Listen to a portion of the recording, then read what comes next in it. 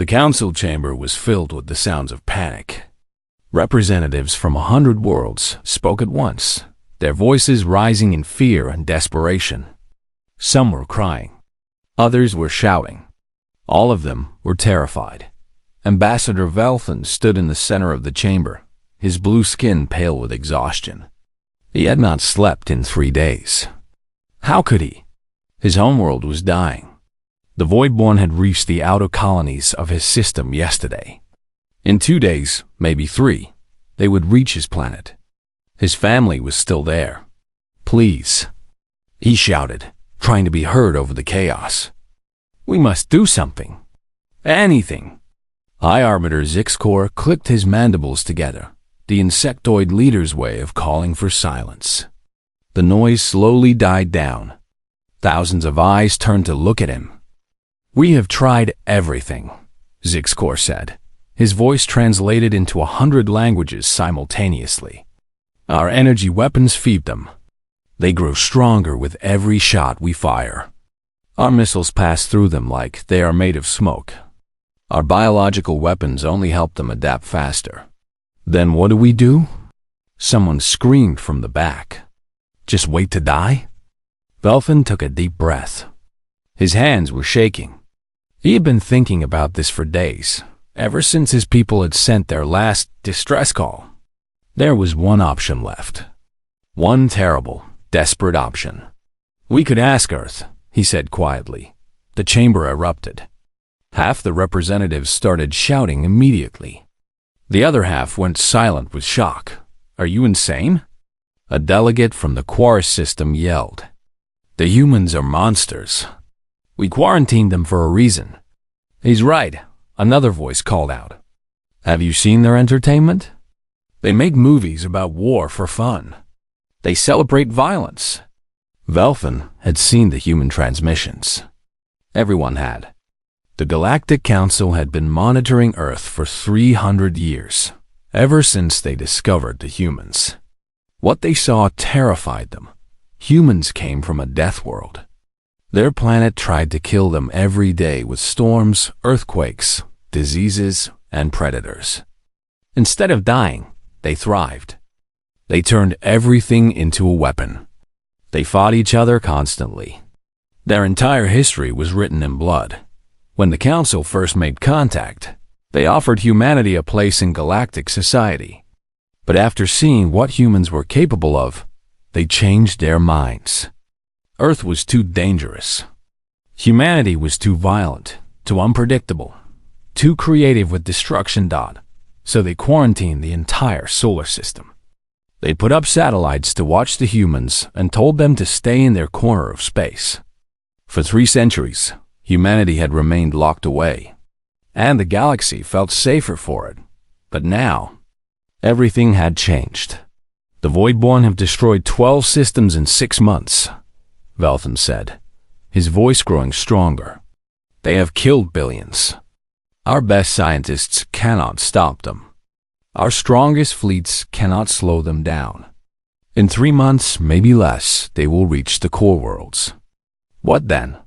But the humans, someone started to say, are violent, yes. Velthan interrupted. They are aggressive and dangerous, and they scare us. But the Voidborn don't scare them. Nothing scares them. They laugh at death.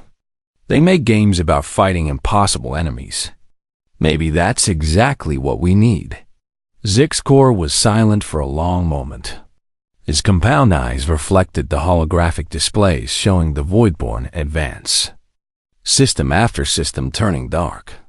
Billions of lives snuffed out like candles in the wind. If we contact Earth, Zixcor said slowly, we cannot control what happens next. The humans might refuse to help. They might demand a price we cannot pay.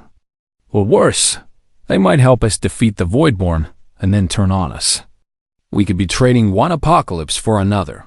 My people are dying right now, Velthan said. His voice cracked. My family is on my homeworld. My children. If there is even a small chance the humans can help, I have to take it. We all have to take it.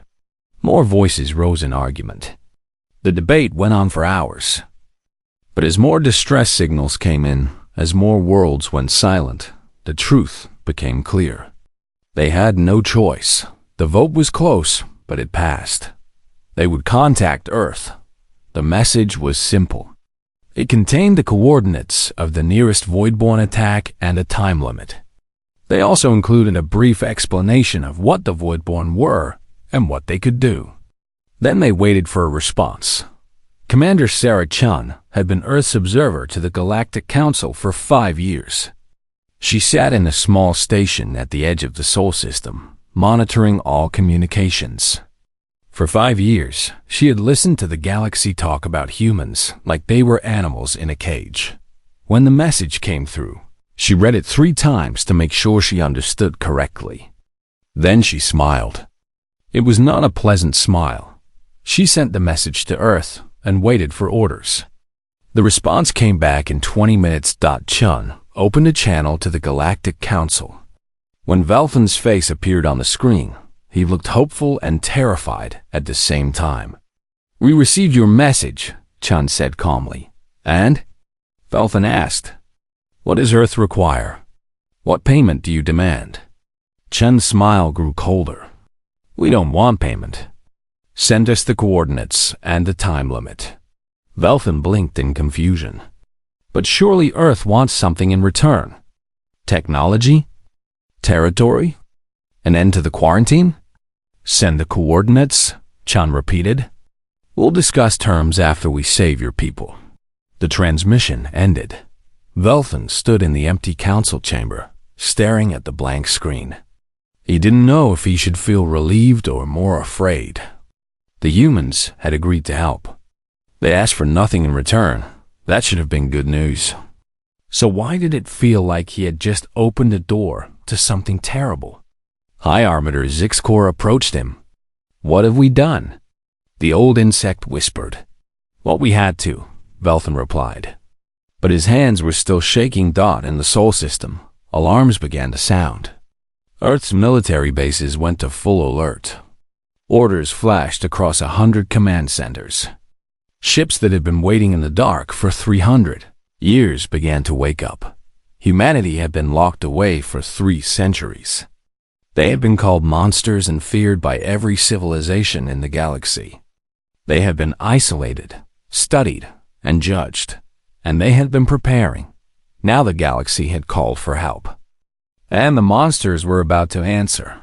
The observers stationed near Earth to monitor the quarantine watched, their sensors in growing horror. Energy signatures were spiking across the system. Things were moving in the dark.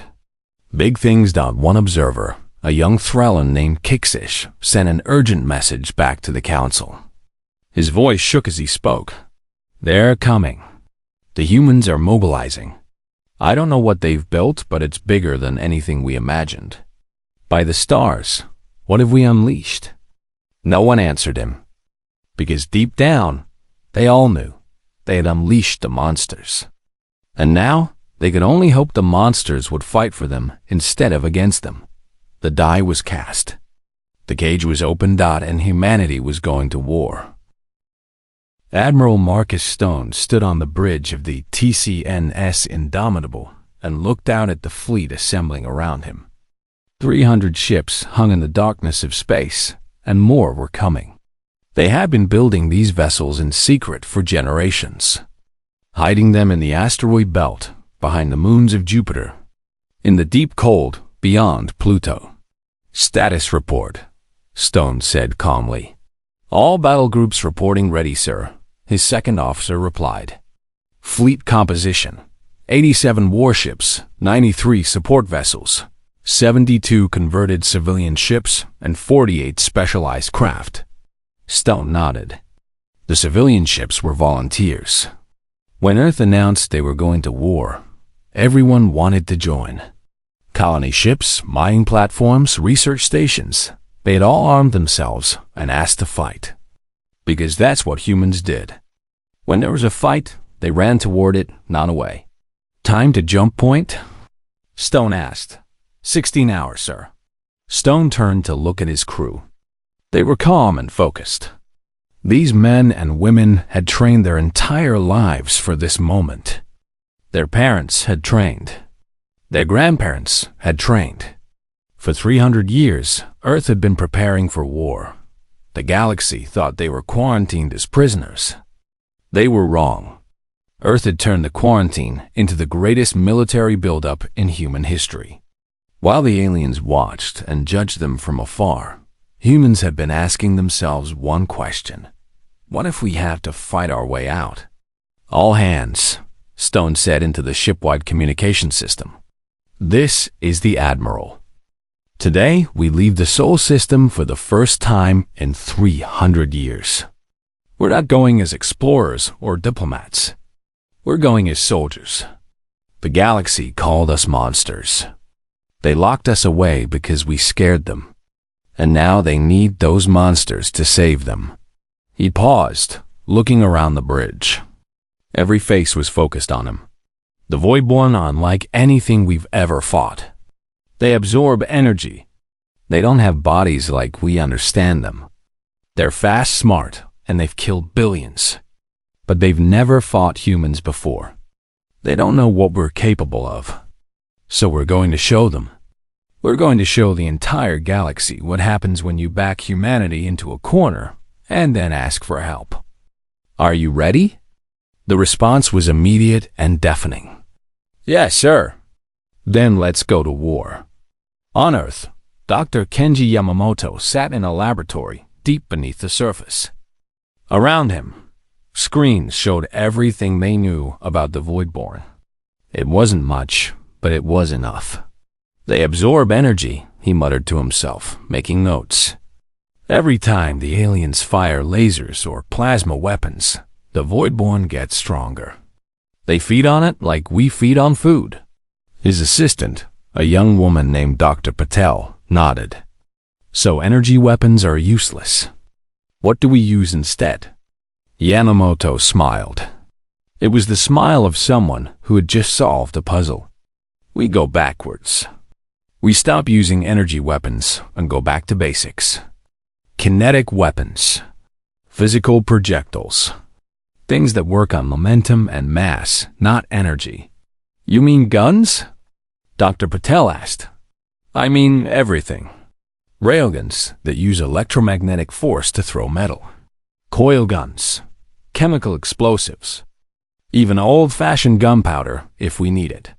The Voidborn won't be able to absorb momentum. You can't eat a punch. Dr. Patel pulled up weapon specifications on her screen. The fleet is already equipped. Railguns on every ship. Kinetic missiles. Depleted uranium rounds. Tungsten penetrators. We've even loaded some ships with weapons from the 21st century. Ancient stuff that we kept in museums. Ancient, but effective, Yamamoto said. Sometimes the old ways work best. In another facility, Captain Ninkuro Kanko addressed her special operations team. 50 soldiers stood at attention before her. These weren't ordinary soldiers. They were enhanced with the best technology Earth could create. Faster reflexes. Stronger bodies. Better senses. They were the best humanity had to offer. Our mission is different from the fleet, Okonkwo said. While the Admiral fights the big battles, we're going to fight the small ones. We're going to study the Voidborn. Learn how they think. Find their weaknesses. And then we're going to exploit those weaknesses. One soldier raised his hand. Captain, how do we fight something that doesn't have a body? The same way we fight everything else, Okonkwo replied. We adapt. We improvise. We overcome. That's what makes us human. That's what makes us dangerous. She pulled up a hologram showing various weapons and equipment. We have electromagnetic pulse grenades to disrupt their cohesion. Quantum scramblers to interfere with their communication. Nanite weapons to attack them at the molecular level. And if none of that works, we'll figure something else out. Because that's what we do. The soldiers nodded. They were ready. Back at the quarantine perimeter, The alien observers watched in growing fear as the human fleet prepared to leave. Their sensors showed readings that didn't make sense. The human ships were massive, but they moved wrong. They accelerated too quickly. Their hulls didn't reflect light properly. They seemed to absorb scanner signals. And there were so many of them. Observer Kixish tried to count them. He gave up at 500. How did they build all this? He whispered. We've been watching them for 300 years. How did we miss this? His supervisor, an older alien named Vexstar, shook his head. We didn't miss it. We saw them building ships. We saw them testing weapons. We just thought they were being paranoid. We thought they were preparing to fight us. Weren't they? Kixish asked. Vexstar was silent for a long moment. Maybe, but I think they were preparing to fight everyone. That's what humans do. They prepare for the worst possible scenario, and then they prepare for something worse than that. The human fleet began to move. They didn't rush. They moved with the calm confidence of people who knew exactly what they were doing. One by one, the ships jumped to faster than light speed. Kixish sent a message to the Galactic Council. His hands shook as he typed. The human fleet has departed Sol System. Ship count: approximately 500 vessels. Weapons detected, primarily kinetic-based. Unknown weapon systems also present.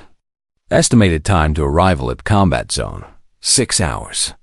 Recommend all civilian ships evacuate the area immediately. He paused, then added one more line. May the cosmos have mercy on the Voidborn. Because I don't think the humans will. Admiral Stone watched the stars blur past as the fleet traveled faster than light. Around him, his crew worked with quiet efficiency. No one was nervous. No one was afraid. They had been born for this. Sir, his communications officer said, we're receiving multiple messages from Galactic Council ships near the combat zone. They want to know our battle plan. Stone smiled grimly. Tell them to stay out of our way. And tell their civilian ships to evacuate. Things are about to get messy. What about the Voidborn? His tactical officer asked. Do we know their exact position? We know enough, Stone replied. They're swarming the planet Thysis 7. 12 billion people down there. The local defense fleet is trying to evacuate them, but the Voidborn are cutting them off. He pulled up a tactical display showing the planet and the swarm surrounding it. The Voidborn appeared as a dark cloud, constantly shifting and moving. They were everywhere. Standard formation won't work here, Stone said. We need to hit them from multiple angles simultaneously. Confuse them. Make them think we're bigger than we are. His tactical officer grinned. Psychological warfare, sir? Exactly. We may not know if the Voidborn can think, but we're going to assume they can. And if they can think, we can scare them. The fleet dropped out of FDL space right on schedule. Ahead of them, the planet Thysis 7 burned. The Voidborn swarm covered it like a blanket, consuming everything. Defense ships exploded silently in the vacuum. Escape pods scattered in all directions.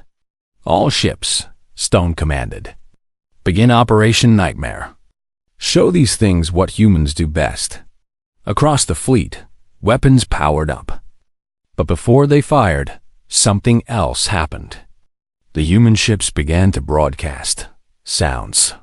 Terrible, horrifying sounds. Screams, wails, music designed to cause pain. Human voices chanting in unknown languages. The sound of war drums. The sound of grinding metal. The sound of things dying. The Voidborn swarm hesitated. For just a moment, they stopped moving. That moment was all the humans needed. Fire everything, Stone ordered, and the monsters of Earth went to war. Lieutenant Jack Seary gripped the armrests of his station as his ship shook violently. The defense fleet was dying around him. 30 seconds ago, they had 27 ships. Now, they had 14. The Voidborn were everywhere, passing through their hulls like ghosts, draining their power, consuming their crews. All weapons are offline. Someone screamed. They're feeding off our energy systems. The captain was shouting orders, but it didn't matter. Nothing they did made any difference. The Voidborn couldn't be stopped. Then everything changed. The human fleet appeared without warning. One moment the space around Thizes the Seventh was empty except for dying ships. The next moment, 500 human vessels materialized like they had been there all along. And then the humans started, broadcasting sounds. Jaxeri had never heard anything like it.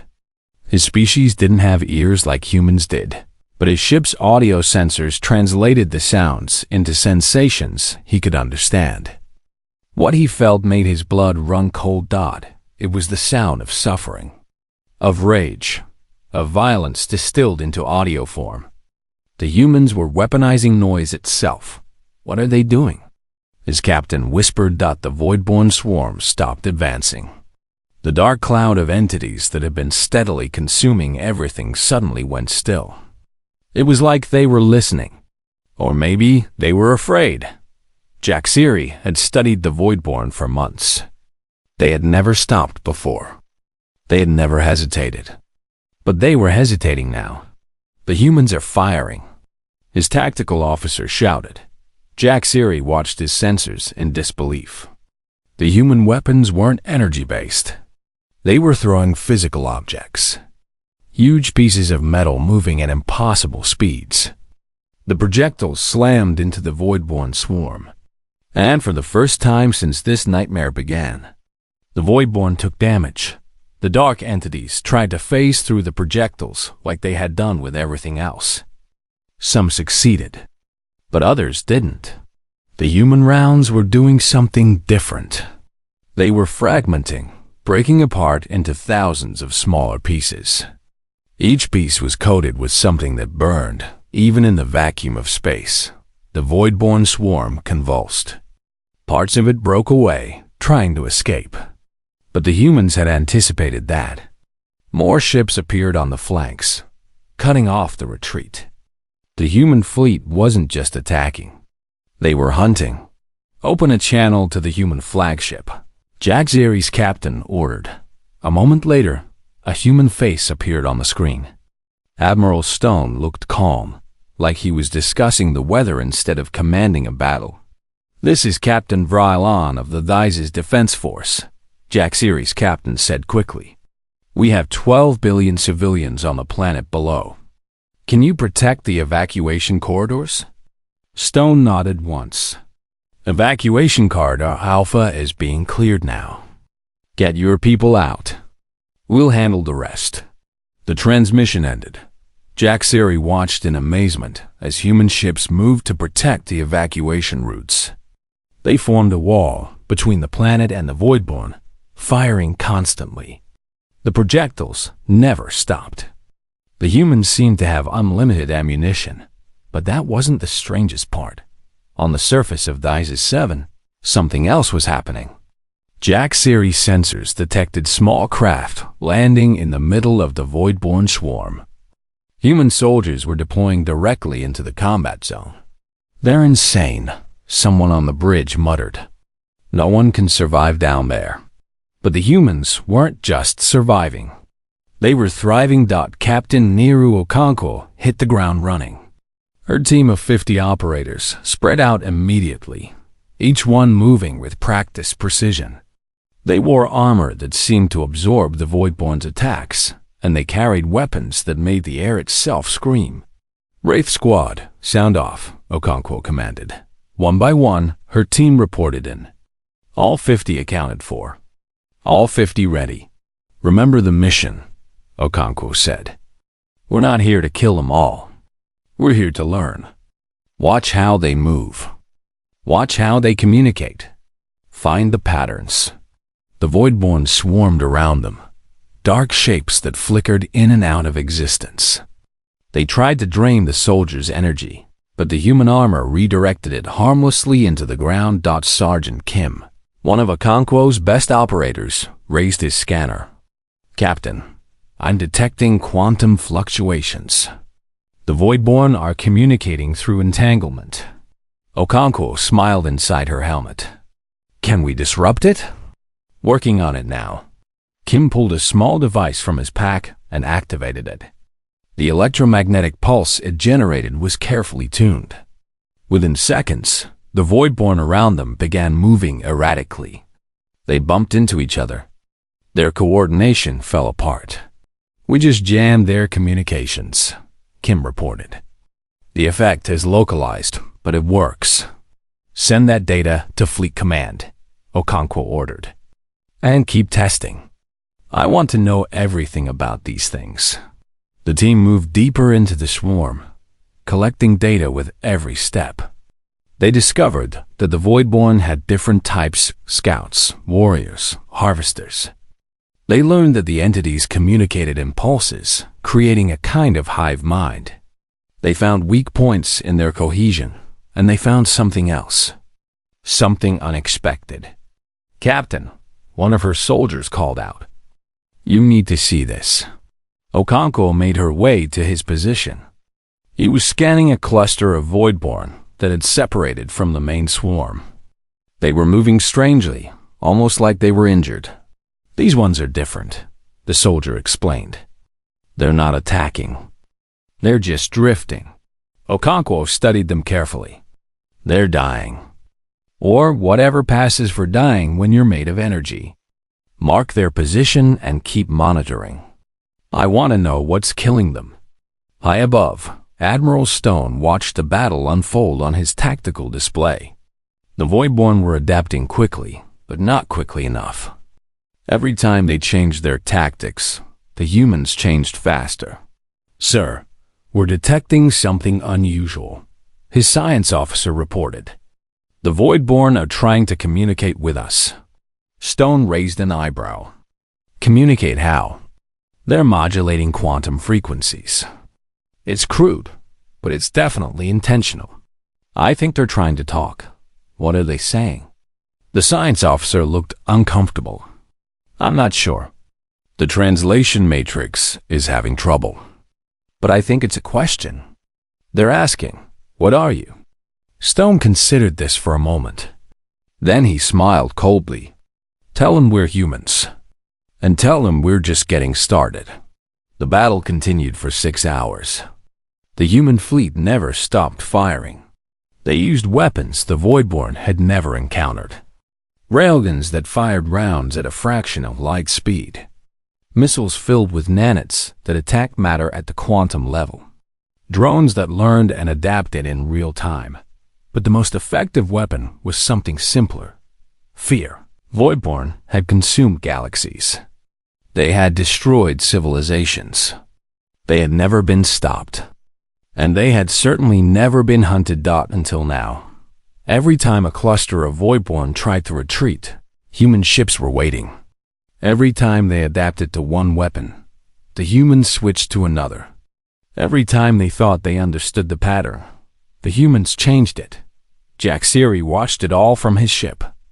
He was supposed to be coordinating the evacuation, but he couldn't look away from the tactical display. The humans were fighting like nothing he had ever seen. They weren't just defending. They weren't just attacking. They were systematically dismantling the Voidborn swarm with the precision of surgeons and the ruthlessness of predators. "They're not even using their full strength," his tactical officer whispered. "They're testing the Voidborn, learning. This isn't a battle for them. It's an experiment." Jack Siri felt a chill run through him.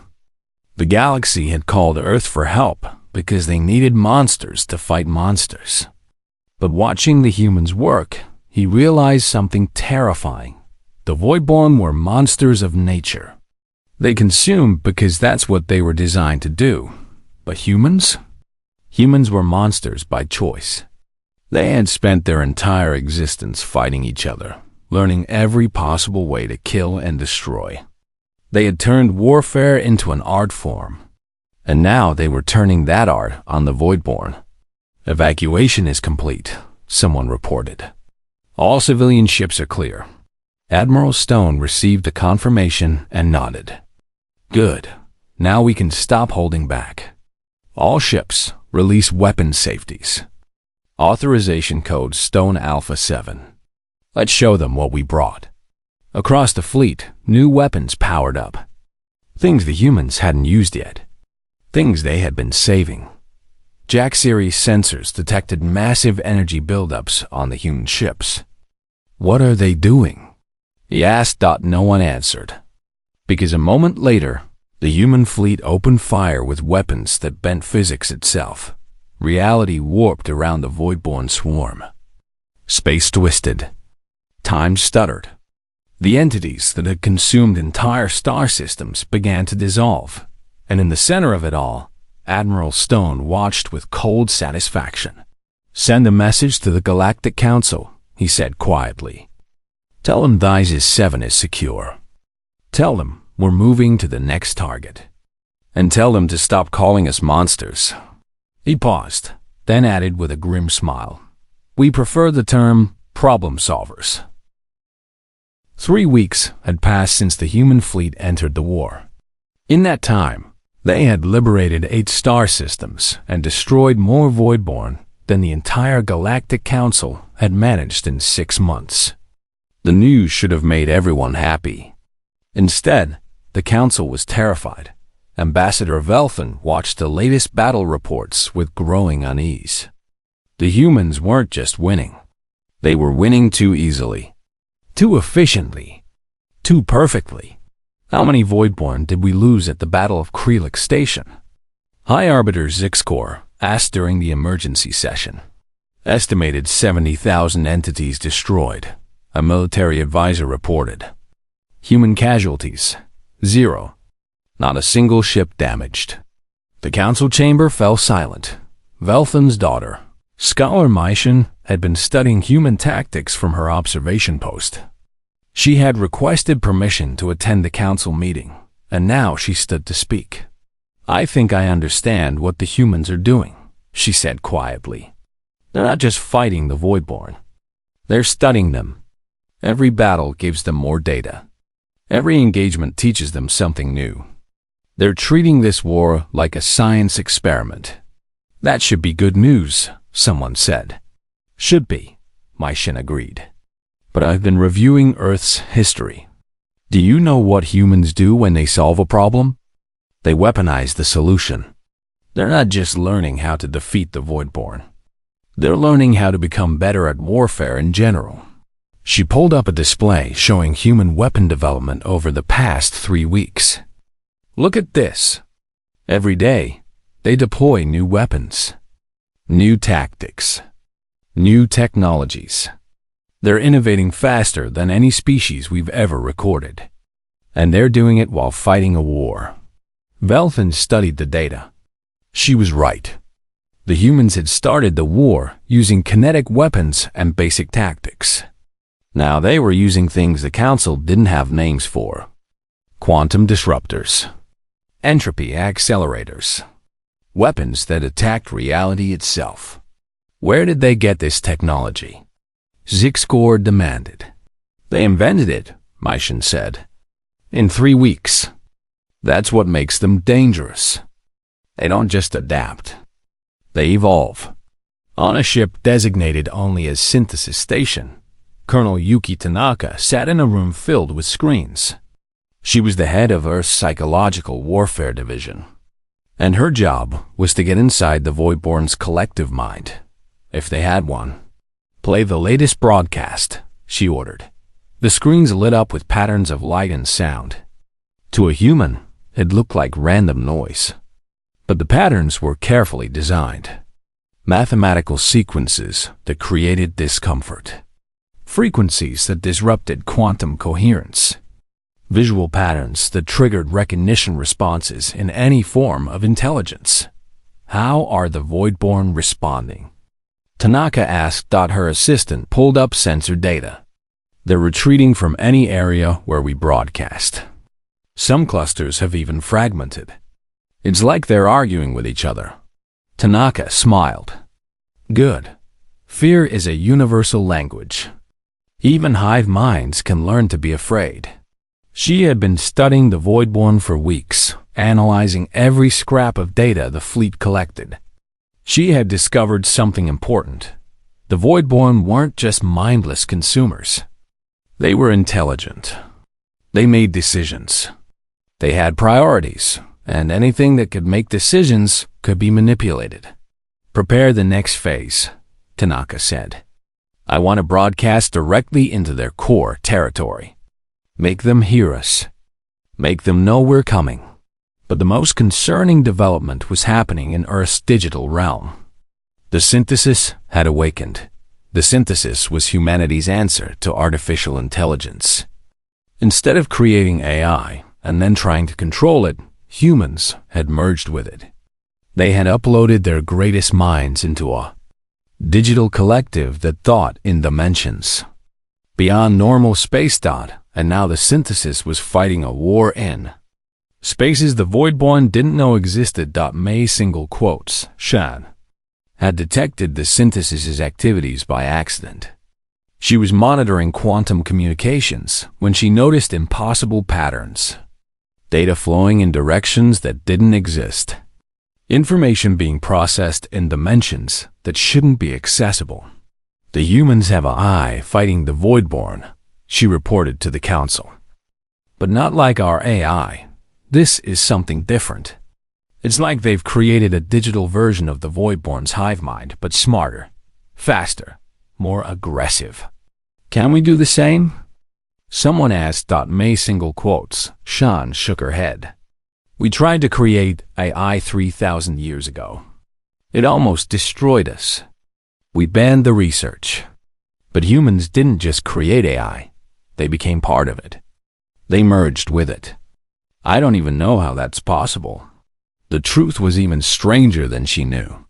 The synthesis was fighting the Voidborn in quantum space, corrupting their communications, introducing chaos into their hive coordination. Every time the Voidborn tried to organize, the synthesis was there, disrupting, confusing, leading them into traps, and the Voidborn were starting to realize they were being hunted by something they couldn't see. Admiral Stone received a message from Scholar Mai Shen requesting a meeting. He agreed, curious about what the young alien wanted. When her face appeared on his screen, she looked exhausted. Admiral, she said carefully, I need to ask you something. When did Earth start preparing for the Voidborn? Stone considered the question. About 300 years ago. Why? Mai Shen's eyes widened. But you didn't know about the Voidborn 300 years ago. They only arrived 6 months ago. We didn't know about them specifically, Stone admitted. But we knew something like them would come eventually. The universe is a dangerous place. So we prepared. For 300 years? Mai Shen asked. You spent 300 years preparing for a threat you didn't know existed? Stone nodded. That's what humans do. We prepare for the worst. And then we prepare for something worse than that. Your people quarantined us. You gave us 300 years with nothing to do, but think about how we'd fight our way out if we needed to. This is the result. Mai Shen was quiet for a moment. The Council is afraid, Admiral. You're winning too easily. You're advancing too quickly. Your technology is developing too fast. They're starting to wonder what happens when the Voidborn are defeated. Are they afraid we'll turn on them? Stone asked. Yes. Stone leaned back in his chair. Scholar, I'm going to tell you something important. Humans have been fighting each other for our entire existence. We've had wars that lasted hundreds of years. We've built weapons that could destroy our own planet. We've done terrible things to each other. That's not reassuring, Mai Shen said. I'm not finished, Stone continued. We've done all those terrible things. But we also learned from them. We learned that endless war doesn't benefit anyone. We learned that cooperation is stronger than conquest. We learned to control our violent impulses. That's what makes us dangerous. Not our weapons. Not our tactics. The fact that we know exactly how terrible we can be, and we choose not to be. But you're still monsters, Mycian whispered. Yes, Stone agreed. We're still monsters. But we're monsters who know when to stop. Can you say the same about the Voidborn? Before Mycian could answer, alarms started blaring across the communication channel. Admiral, his tactical officer shouted. We're detecting a massive Voidborn force. They're heading for Earth. Stone's expression went cold. How many? Over 1 million entities, sir. It's their entire reserve force. They're going straight for the Sol system. Mycian gasped. They're trying to cut off the head. If they destroy Earth, the human fleet will collapse. Stone stood up. No. If they attack Earth, they'll learn why humans don't fear extinction. He turned to his crew. Get me a line to Earth Defense Command. And somebody wake up the moon. Mycian frowned. Wake up the moon? What does that mean? Stone's smile was terrifying. You're about to find out why you don't attack a Deathworld's nest. Especially not one that's had 300 years to fortify. The Voidborn swarm entered the Sol system like a dark tide, ready to consume humanity's homeworld.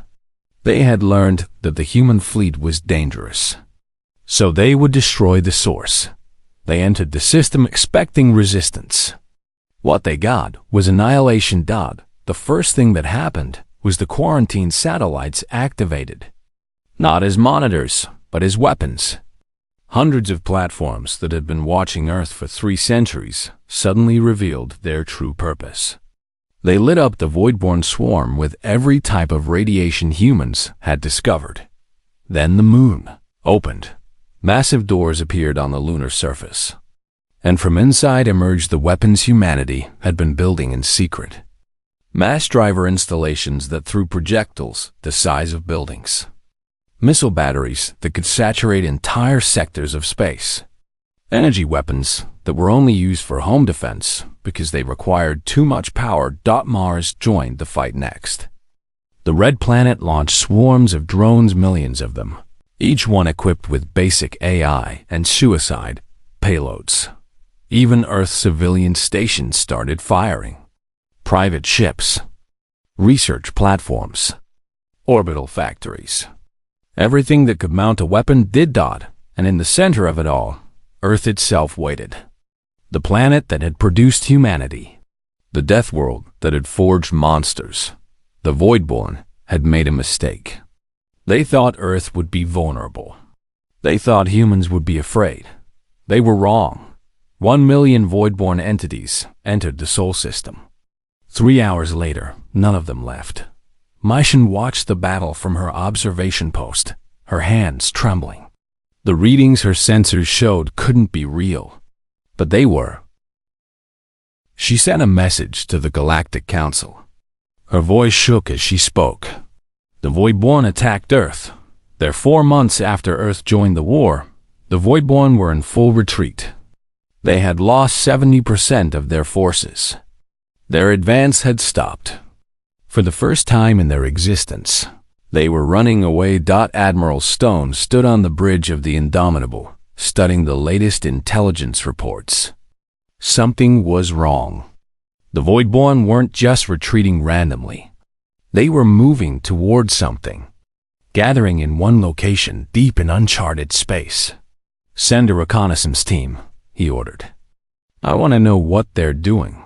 3 days later, the reconnaissance team returned with information that changed everything. Captain Okonkwo delivered the report personally. Sir, we found the source. There's a massive entity at the center of the Voidborn swarm.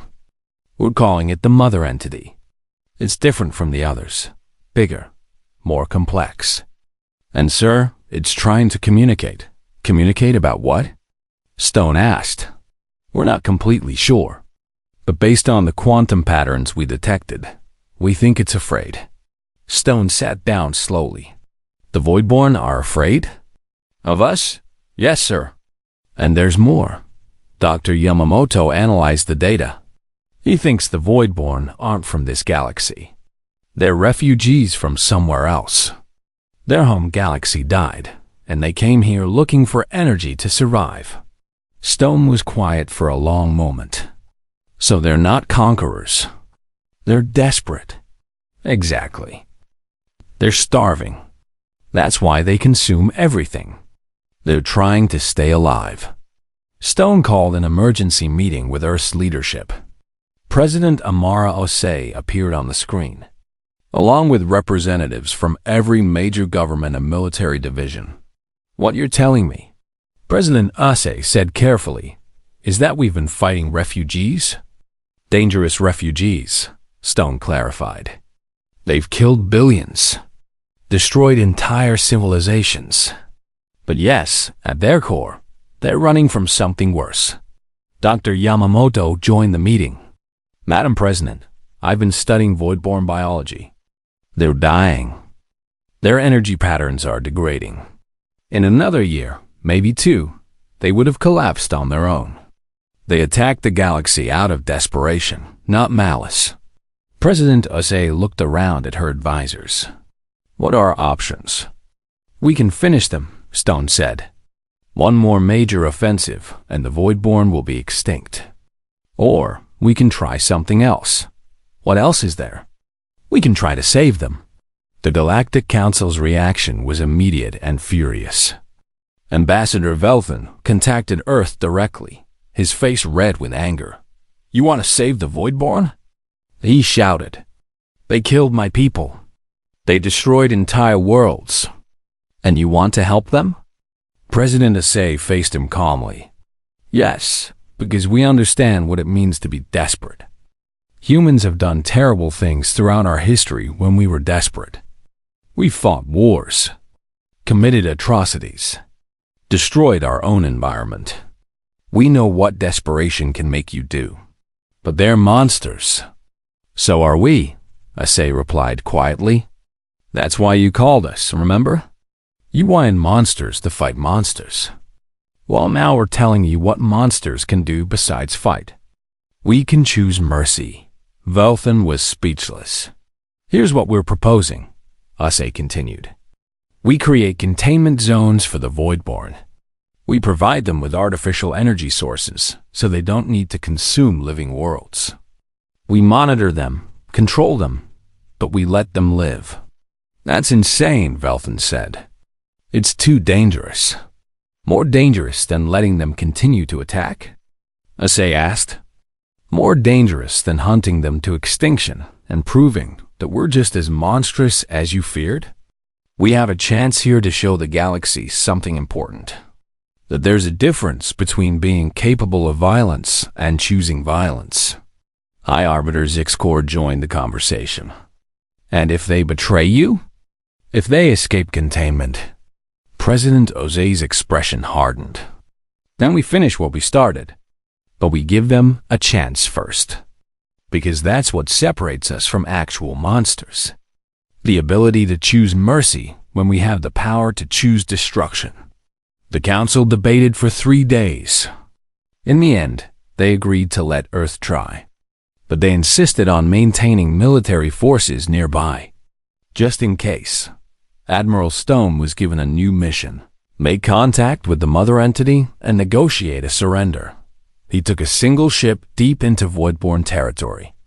Captain Okonkwo accompanied him, along with Dr. Yamamoto and a small diplomatic team. The mother entity was waiting for them.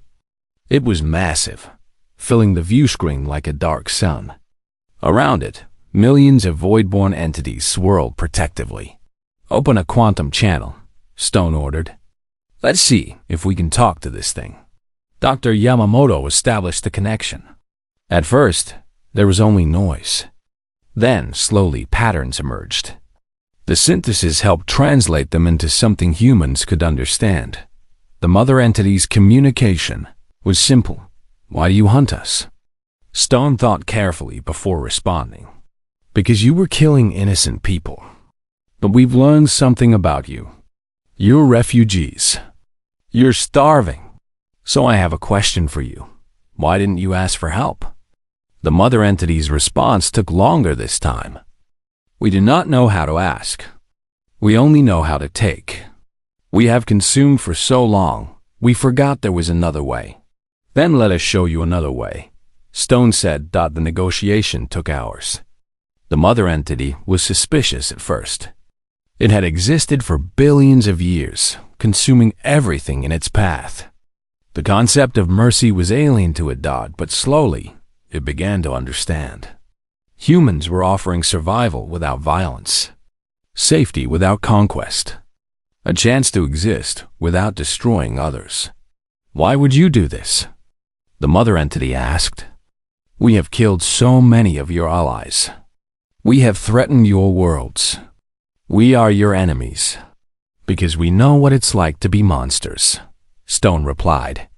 And we know that monsters can change. We've spent our entire history fighting each other, killing each other, destroying each other. But we learned to be better. If we can do it, maybe you can too. The mother entity was silent for a long time. Then it made a decision that shocked the entire galaxy. It surrendered. The surrender wasn't immediate. It took weeks to organize. Captain Okonkwo's special forces deployed to Voidborn territories, not to fight, but to establish containment protocols. Dr. Yamamoto's teams worked with Voidborn biology to create sustainable energy sources. The synthesis negotiated directly with the hive mind, establishing communication protocols and monitoring systems. And slowly, carefully, the Voidborn were moved into designated zones, quarantine areas where they could exist without threatening anyone, where they would be fed, monitored, and given a chance to survive. It wasn't easy. There were incidents. Some Voidborn clusters tried to escape. Some attacked the containment systems.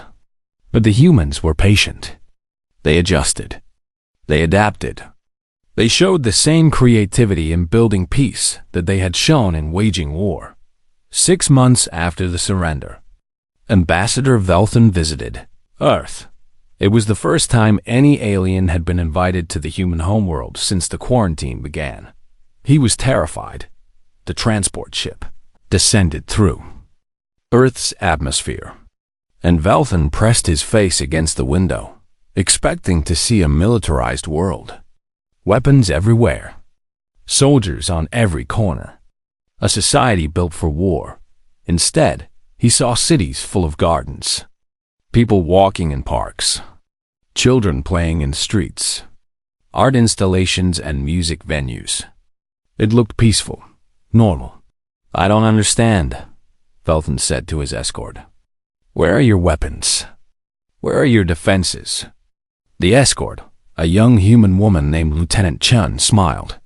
They're hidden. We learned a long time ago that the best defenses are the ones your enemies don't see. But that's not what Earth is about. We don't build our society around war. We build it around life. The weapons are just tools we keep in case we need them. Velthan toured Earth for 3 days. He saw museums dedicated to peace, alongside monuments to war. He saw military academies next to universities studying art and philosophy. He saw a civilization that could build weapons of mass destruction and chose instead to build gardens. On his last day, he visited a Voidborn contact facility. Humans and contained Voidborn were working together, studying each other, learning to coexist. One of the human workers was a young woman named Jamie Torres. Velthan recognized her name from the records. She had lost her entire family when the Voidborn attacked her colony ship. How can you work with them? Velthan asked her. After what they did to your family. Janie looked at the Voidborn entities contained behind quantum barriers. Because I'm human. We're monsters, remember. We're capable of terrible violence. But we're also capable of terrible mercy. Mercy is harder than violence. It takes more strength. It requires you to see your enemy as something other than evil. She turned to look at Velthan. My parents died because the Voidborn were desperate and scared. If I kill them out of revenge, I'm just continuing the cycle. But if I show them mercy, if I help them find a better way to survive, then maybe my parents' deaths meant something. Velfen had no response. Back at the Galactic Council, the debate about humanity continued. Some members wanted to lift the quarantine completely. Others wanted to keep it in place. Everyone was afraid of what humanity might do next. President Osei addressed the council one final time. "You call this monsters," she said. "And you were right. We are dangerous. We weaponize everything. We prepare for war constantly. We're aggressive, violent, and creative with day.